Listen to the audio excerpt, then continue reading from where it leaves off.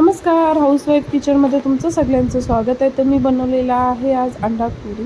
खूप छान होते. अंड्याचा रस्सा म्हणतात त्याला, अंड्याचा थपथपीत रस्सा असंही बोलतात. तर अशा प्रकारे नक्की बनवून पहा. आणि हे खूप सोपं पण आहे आणि छोटी मोठी पद्धत आहे. तर मी लसूण घेतले, अद्रक घेतले आणि खोबरा घेतलेला आहे, सुका खोबरा आहे. आता आपल्याला त्याच्यावर भाजून घ्यायचं आहे.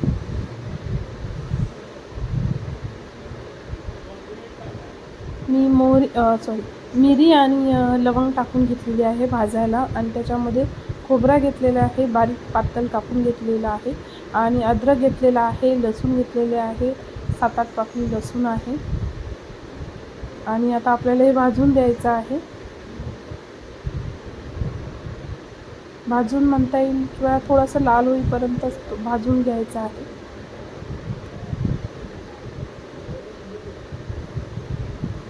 तर आता मी हे बारीक करून घेणार आहे. त्याच्यामध्ये मी आता कोथिंबीर घेतलेली आहे, चांगली स्वच्छ धुवून अशी कोथिंबीर घेतलेली आहे.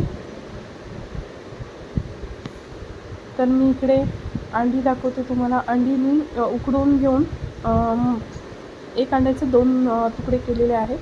तर आता मी याच्यामध्ये हळद आणि लाल मिरची पावडर टाकून घेणार आहे.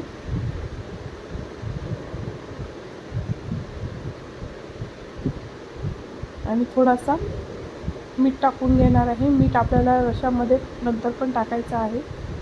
तर मी आता कढईमध्ये तेल टाकलेलं आहे. आणि आता मी ती अंडी टाकून घेणार आहे त्याच्यामध्ये.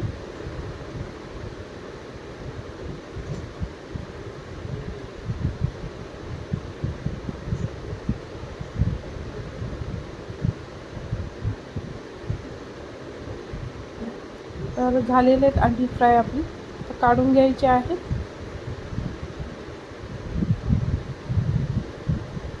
आता आपल्याला त्याच्यामध्ये जो आपण वाटण केलेलं आहे तो टाकून घेतलेला आहे. वाटण थोडा जाडसरच वाटा, जास्त बारीक करू नका.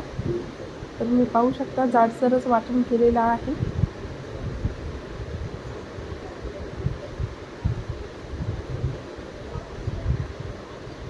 तर हळद, लाल मिरची पावडर टाकून घ्यायची आहे आपल्याला. आपण ह्याच्यामध्ये मिरी वगैरे घेतलेली आहे, तर आपल्याला थोडं कमीच टाका. आणि आपण जो अंड्याचा मधलं जो येलो कलरचा असतो, पिवळ्या कलरचं, तेही मी तो बारीक करून घेतलेला आहे एका अंड्याचं.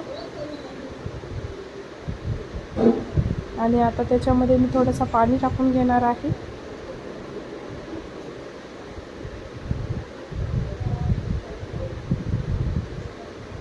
आता मी अंडी टाकून घेणार आहे जी मी फ्राय केलेली.